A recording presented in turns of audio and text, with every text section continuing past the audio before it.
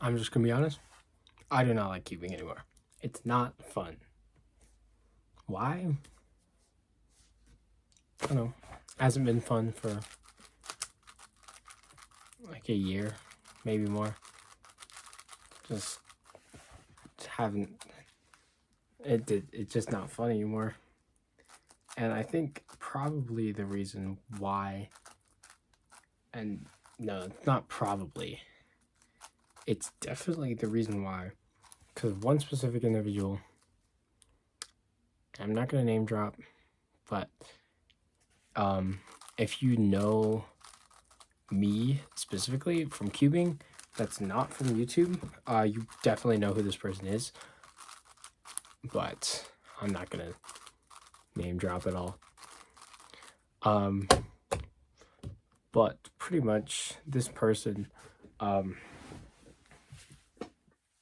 didn't believe I was as fast as I was.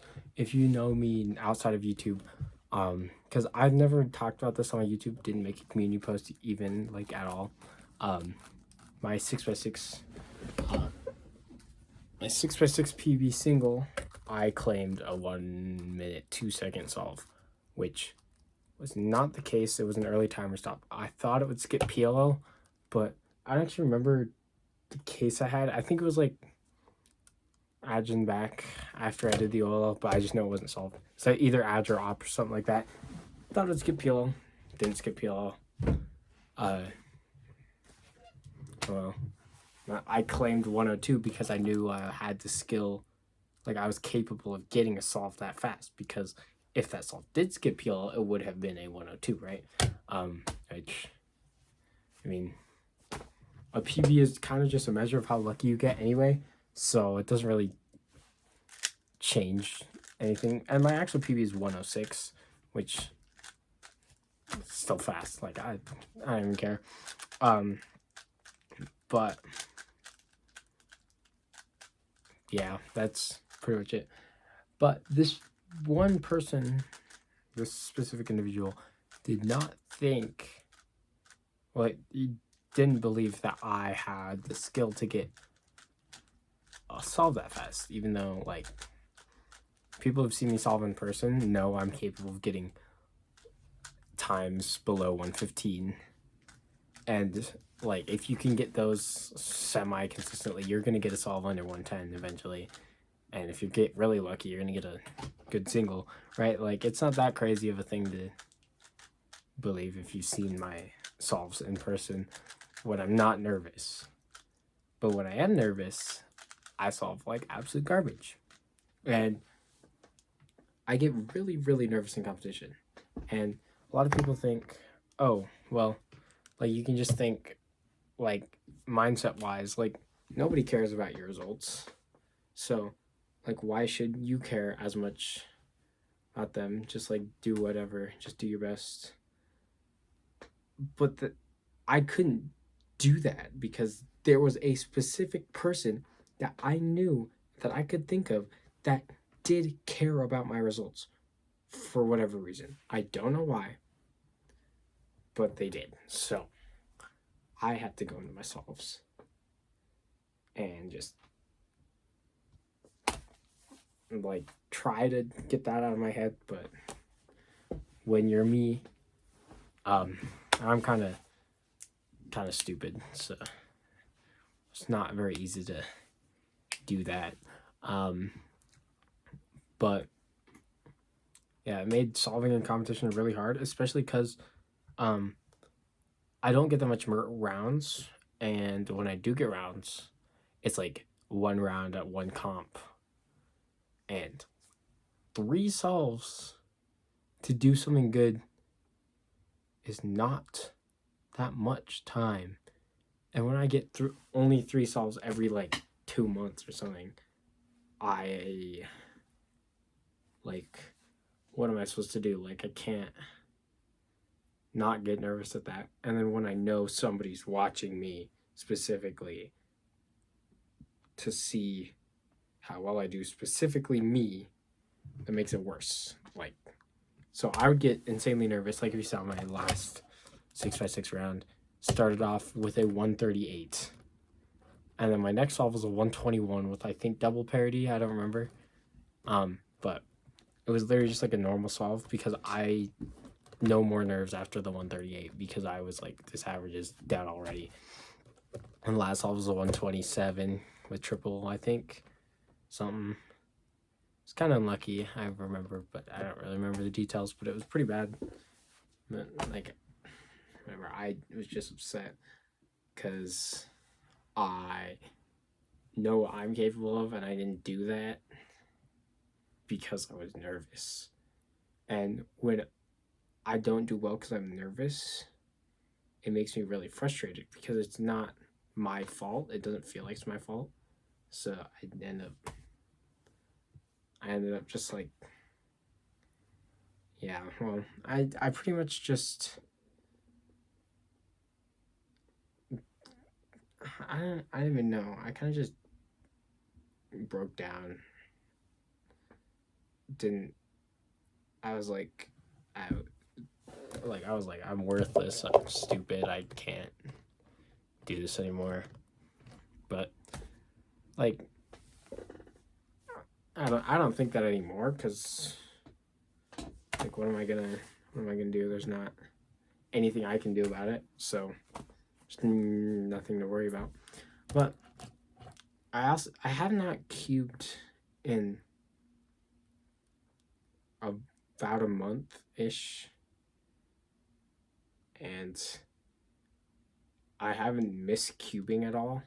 The only cubing I do is when I'm bored in class, and I'll do CS Timer 3x3 virtual, because like it's kind of fun to just hit next scramble until I see like a 3-move X cross and then get a 7, and I'm like, wow, I'm so good.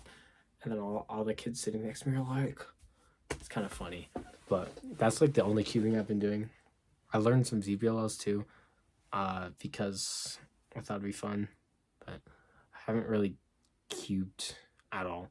And I don't know. I want to go to a comp, next comp, but it's also 2 hours away. So I don't know if I want to drive that far. But I might, because I do still like the people in the Utah cubing community and stuff like that. But I just don't have fun cubing anymore because I feel like, so I'm not as young as some of the other cubers like Timofey Tarasenko or Yihang Wang, Xuan Yigang. I'm not that young, so I can't learn things as fast as they do. And I also have, like, for a cuber, I have really bad, honestly, coordination with my hands. Like, I don't really know why. Like, my pinkies refuse to work. I can't like do what I want to with my hands, so it makes cubing really hard because, like, I can't turn fast reliably. So, like, for my TPS, like, I pretty much maxed out my skill without increasing TPS, but increasing TPS was something like I couldn't physically do. And it made it kind of frustrating, and it also didn't help that in competitions I would get so nervous that I would just like start being awful at like my solutions too, which is my strong suit. And so I just stopped having fun. So I stopped cubing. Simple as that. And the only reason I was cubing for the past year-ish is because I wanted to prove to myself that I could do what I could do, but I wanted to do that in comp. But at the same time, I don't need to prove to myself in comp because I've already done it. And I think I knew that, but I also wanted to prove to that one specific individual that I talked about earlier.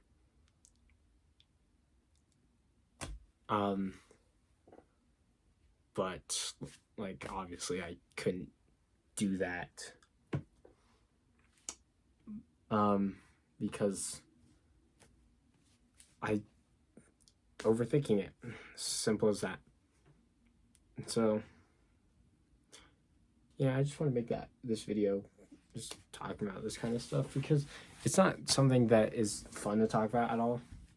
But it's definitely something I should talk about because you guys, especially if you don't like know me in person, have probably been wondering where I am cubing wise because I haven't uploaded any cubing content in like a while, so it's probably not very. I should probably keep you guys informed. But